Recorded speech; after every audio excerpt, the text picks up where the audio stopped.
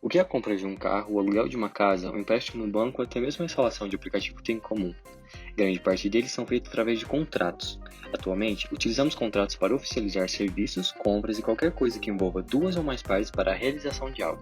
Porém, com a globalização, a comunicação se tornou mais fácil e com isso, os contratos como conhecemos hoje acabaram se tornando nada práticos. Será que não poderíamos utilizar a tecnologia para melhorá-los?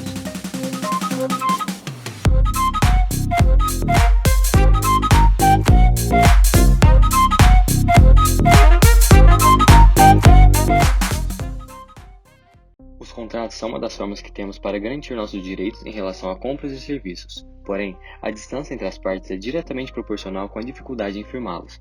Se pensarmos que Alice precisa assinar um contrato com Bob, porém eles estão a quilômetros de distância, conseguimos pensar no trabalho que isso dará. Alice deve assinar o contrato e enviar a Bob, que deve assinar o contrato e então enviar para o banco, a seguradora ou órgão relacionado. Isso pode demorar dias para ser feito, o que não é ideal em cenários onde a agilidade é essencial. Pensando nisso, em 1994, o cientista da computação americano Nick Szabo idealizou os Smart Contracts, uma versão mais rápida e prática dos contratos que conhecemos. Para entender como funciona o Smart Contract, precisamos voltar um pouco no tempo e entender o que é blockchain. Suponhamos que Alice, Bob e Charlie sempre mandam dinheiro com uma frequência quase diária um para o outro, mas eles querem que no lugar de efetuar um depósito todos os dias, eles vão anotar em um livro o que devem pagar ou receber um do outro e no fim do mês eles fazem uma conferência e quitam seus débitos ou recebem seu dinheiro. O problema é que qualquer um pode anotar no livro. Então, pode acontecer de Bob simplesmente anotar que Alice deve R$100 a ele sem o consentimento dela. Obviamente, Alice ficará brava por não ter garantia de integridade. Então, eles começam a assinar na frente de cada registro do livro para garantir que aquela transação é autêntica. Vamos pensar nisso computacionalmente falando. Como podemos garantir que realmente foi a Alice quem assinou o registro? Alice, Bob e Charlie têm uma chave pública e uma privada. Então, a Alice, quando vai assinar o registro, criptografa sua assinatura com a sua chave privada, que somente ela possui. Todos com a chave pública da Alice conseguem descriptografar e ver a assinatura dela. Dessa forma, ela garante que somente ela assinou o registro. Agora vamos pensar que Bob não consegue mais adicionar linhas no livro, pois agora os registros são assinados. Mas o que garante que Bob não possa simplesmente duplicar o registro quantas vezes ele quiser? Para que isso não aconteça, a cada registro é adicionado um ID único, ou seja, se Bob duplicar, teremos vários registros com o mesmo ID. E sabemos que isso é uma fraude. Para tudo isso funcionar, é preciso de um lugar centralizador, onde o livro está armazenado com todos os registros. Então precisaria de alguém para gerenciar quem adicionaria novas linhas e quando. Isso seria ineficiente e complicado. Vamos distribuir uma versão do livro para cada um. Então agora, cada um tem sua versão. E quando um adiciona um registro, manda um sinal avisando todos para atualizarem os seus. Mas isso gera um problema. Como saber qual é o mais recente? Para isso, vamos organizar os registros em blocos, onde cada bloco é uma lista de registros e um número especial no final que se aplica SHA-256, gerando uma sequência de bits, prova de trabalho. Então, como nos registros temos a assinatura do registro para saber que ele é válido, para cada bloco ser válido é preciso ter uma prova de trabalho. E para garantir uma ordem dos blocos, cada bloco possui no seu cabeçalho a prova de trabalho do bloco anterior. Agora que você sabe como funciona um blockchain, vamos voltar para Smart Contract. Suponhamos que você tenha ações na bolsa de valores e você quer que, se você morrer, todas as suas ações sejam transferidas para seu cônjuge. E aí entra um contrato inteligente que faria isso automaticamente. Então, é necessário uma programação onde você define que uma vez ao mês ele faça uma verificação se seu CPF foi desativado por morte. Se sim, ele transfere automaticamente todas as suas ações para o seu cônjuge. E este contrato é assinado digitalmente usando o conceito de blockchain. Tá, mas antes da gente ver como que essa transferência de bens funcionaria num smart contract, a gente precisa entender um pouquinho mais sobre a linguagem que implementa esses contratos. E essa linguagem se chama Solid. Essa linguagem é orientada a contrato e foi desenvolvida para possibilitar a implementação de smart contracts. Ela tem influências de C++, de C, de Python e de JavaScript. Tem aspectos de linguagens funcionais e orientada a objetos em uma outra linguagem. Mas tá, como que a gente implementa o contrato então? De forma geral, o contrato é uma coleção de código e dados. Especificamente os smart contracts, nós chamamos dos códigos de funções e os dados são estados que são armazenados em um endereço específico na blockchain. Nesse exemplo aqui, a gente tem que a variável data é uma variável de estado e variáveis de estado são armazenadas permanentemente na blockchain, enquanto x é uma variável local que vive no escopo da função. Além das variáveis, os smart contracts possuem tipos de funções, sendo elas view e pure. Nas funções view, não é possível modificar o estado do contrato, então aquela variável que eu mostrei antes, a data, ela não pode ser modificada por funções do tipo view. A função pure é ainda mais restritiva, porque eu não posso nem modificar nem ler o estado do contrato. Semelhante ao que a gente tem em linguagens como Java, no Solid é possível ter overloading de funções, ou seja, duas funções com o mesmo nome. Por fim, um dos principais aspectos de orientação a objetos que o Solid herda é a herança. Pode ser apresentado em termos de herança simples, múltipla e interfaces. Beleza, já deu para ter uma ideia de como funciona a sintaxe do Solid, né? Agora, por que isso é interessante? Com os smart contracts, a gente pode construir diversos tipos de aplicações baseados na blockchain. Uma dessas aplicações poderia ser a transferência de bens, que permite que a gente faça, via código, transações utilizando a plataforma da Ethereum. Daí, para demonstrar como que isso funcionaria em um cenário quase real, a gente vai precisar de duas ferramentas. Uma delas é o Ganache, que permite simular o comportamento da Ethereum localmente. Ou seja, a gente vai simular a máquina virtual da Ethereum sem ser necessário gastar gás real. A outra ferramenta se chama Brownie, que permite testar os smart contracts localmente. Tá, então sem mais enrolação, bora pra prática, né? A primeira coisa que eu quero mostrar pra vocês é o Ganache. Quando vocês instalarem, vocês vão conseguir abrir ele por esse comandinho aqui. Provavelmente de vocês não vai ter workspace, né? Mas aí vocês criam, vocês vão conseguir ver já. Ele simula o comportamento da Ethereum, né? Então aqui a gente consegue ver as contas, a gente consegue ver as transações que a gente já fez nessa blockchain, os logs também, então facilita bastante quando a gente quer testar alguma coisa. Beleza. Além disso, a gente precisa criar aqui a pastinha do nosso projeto e inicializar o Brownie.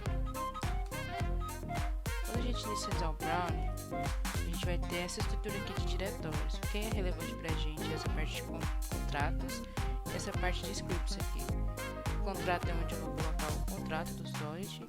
Esses scripts aqui é onde a gente vai conseguir automatizar alguns processos desse teste que a gente está fazendo. Tá, mas como que a gente consegue usar isso tudo para resolver o problema de transferência de bens? A gente precisa codar o nosso contrato, né? Então bora fazer isso. Aqui eu estou salvando esse contrato dentro do Money Transfer, tá em Contracts, para o Brownie conseguir enxergar ele. Tá, vamos começar então. Definir aqui a carteira do Solid chamar esse contrato de Money Transfer. Começar definindo duas variáveis de estado, que é o owner, que é a pessoa que eventualmente vai ter o CPF desativado, e destination, que é para quem eu vou enviar esse saldo. Tá, agora bora para o construtor. No meu construtor eu quero passar esse endereço de destino, que vai ser útil quando eu for fazer algumas verificações na retirada. Tá, então o meu destination é esse cara que eu tô passando. E o meu owner vai ser a pessoa que fizer o deploy do contrato. Então eu já consigo pegar no sender aqui mesmo. Tá, agora a gente precisa definir as funções que realmente vão fazer as operações aqui nesse contrato, né? A primeira delas é a função que vai permitir colocar o depósito inicial no contrato, né? Então eu vou chamar deposit e é uma payable function que permite que o meu contrato receba essas transações. Internamente nessas payable functions, o que eu estou fazendo é atualizando o saldo do meu contrato, então é algo do tipo. Pegando o value de quem está fazendo essa transferência. Beleza, além de depósito, eu também tenho que permitir a retirada. Mas para retirada, eu quero colocar uma regrinha, que eu só consigo retirar se a pessoa que está fazendo essa transferência, essa transação, ela for do mesmo endereço desse destination aqui. Eu consigo fazer isso criando um modifier.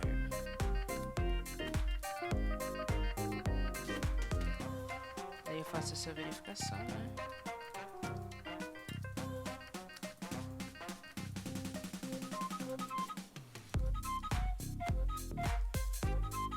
Aqui, caso seja diferente, eu vou reverter a transação e ela não vai ser concluída com sucesso. Beleza, agora a gente já pode ir para a função que faz a retirada em si.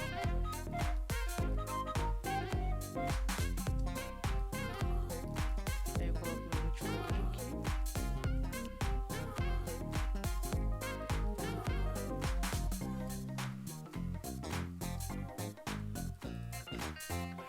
Fazendo aqui é fazer a transferência de todo o saldo que esse contrato retém para a pessoa que fez a transação, para a pessoa que solicitou essa retirada. É isso. O contrato é isso, gente. Agora a gente vai passar para a parte dos scripts para automatizar o processo. Para simplificar, eu deixei algumas funções já prontas e uns escopos aqui para a gente não passar por coisas que são mais simples. Essa parte de habilitar o CPF, vocês conseguem encontrar várias APIs por aí que fazem essa checagem. Aqui para simplificar, eu estou sempre entrando no True para executar as funcionalidades que a gente precisa. Aqui eu estou pegando um CPF gerado, só para facilitar também. Esse Ordinal e o Destination são as contas lá na Ethereum que eu consigo pegar a partir do simulador que a gente tem lá, do Ganache. Tá, vamos começar pelo deploy do contrato então. Deploy do contrato, a gente tem que chamar nosso contrato lá. Tem uma funçãozinha que chama deploy. A gente tem que passar lá do consultor o endereço de destino. E aqui a gente vai passar quem é que está fazendo esse deploy. No caso aqui é o owner. E a gente retorna a referência do contrato. Tá, agora a gente precisa implementar o método que pega o saldo inicial do contrato, que vem do owner.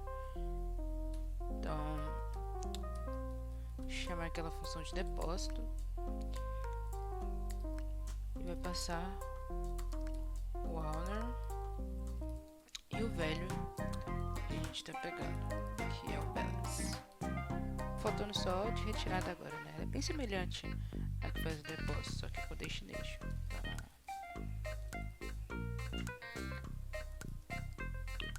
Também não preciso passar o value, né? É isso. Tá, vamos só chamar esses métodos que a gente fez aqui na main. Preciso fazer o deploy do contrato, passar o owner no destination. Depois disso eu preciso setar o balance. Aqui eu vou checar o meu CPF.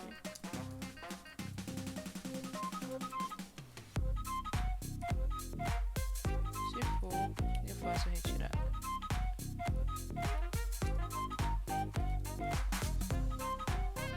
Tá pronto nosso script. Tá, vamos só voltar aqui no nosso contrato para consertar um detalhe que não é function. Vou ver aqui. A gente já pode voltar no terminal para testar nossa implementação.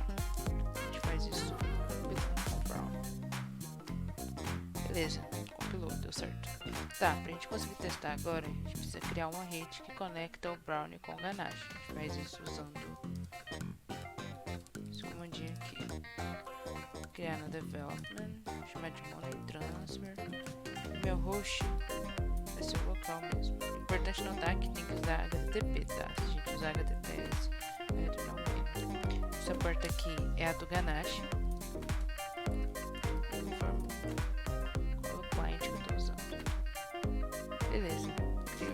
Agora a gente conecta usando o Brown Console.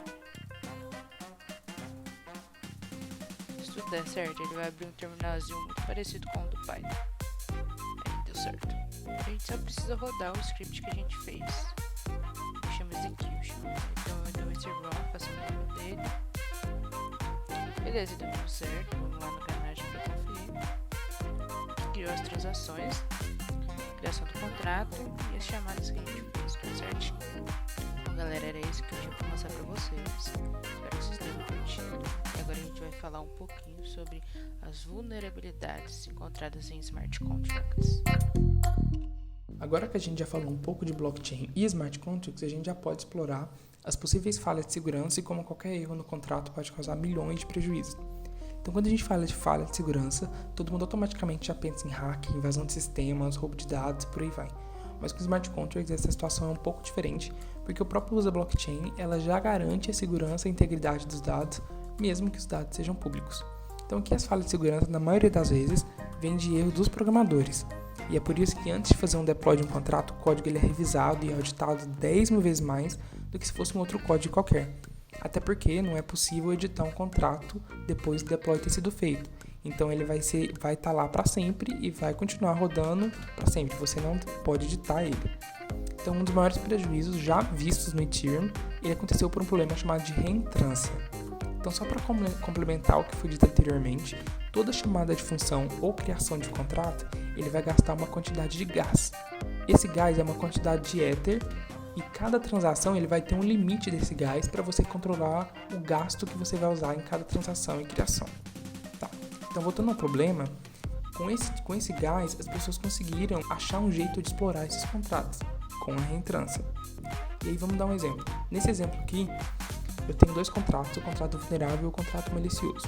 No contrato vulnerável, eu tenho um array que vai mostrar o saldo dos participantes, uma função que você pode depositar e uma função para você retirar o dinheiro que você colocou dentro do contrato. E o contrato malicioso, que eu vou ter uma função de depositar que vai chamar a função de depositar do contrato vulnerável e uma função para você receber dinheiro. Tá. Então vamos supor que nesse contrato vulnerável a Alice vai depositar 50 Whey. Whey é a medida usada pelo Ether e o Bob vai depositar 100 Whey. Então nesse momento o contrato vulnerável vai ter 150 Whey. E aí a Trude, que é uma pessoa muito ruim, ela vai criar esse contrato malicioso e a partir desse contrato malicioso ela vai depositar 25 Whey. Então até agora o contrato vulnerável vai ter 175 Whey. Depois disso, ela vai chamar a função que retira dinheiro pelo contrato vulnerável para retirar o dinheiro depositado. Só que como ela não fez o depósito a partir de uma conta pessoal e sim por um contrato, na hora que o contrato vulnerável pegar esse dinheiro e transferir para ela, ele vai chamar exatamente a função que recebe dinheiro do contrato malicioso. Só que a Trude ela é muito esperta e o que ela fez na função do contrato malicioso, que recebe dinheiro, ela chamou novamente a função do contrato vulnerável que recebe o dinheiro. Ou seja, ela criou um loop em que cada vez que ela chama a função que recebe do contrato vulnerável, chama o contrato dela, que chama de novo para receber o dinheiro. E aí com essa estratégia, ela vai conseguir recuperar os 25 Whey dela e também roubar os 150 Whey da Alice mais o Bob. E isso acontece porque na hora de transferir o dinheiro no contrato vulnerável, eles estão setando o saldo dela depois de transferir o dinheiro. Isso não seria um problema em outras plataformas, porque seria feito com transação, mas nesse caso não é assim que é feito. Então, o jeito de resolver isso aqui, primeiramente, é você sempre colocar a transferência no final das funções. Quando for algo envolvido dinheiro, saldo por aí, você sempre seta o saldo antes de transferir e você já consegue resolver isso. Usando essa reentrância, o maior ataque ele foi um contrato chamado DAO, que era sobre governança o contrato. E aí, em junho de 2016, eles conseguiram usar a reentrância e roubaram quase 4 milhões de Ether, que hoje em dia equivale praticamente mais de 50 milhões de dólares, ou seja, muito dinheiro.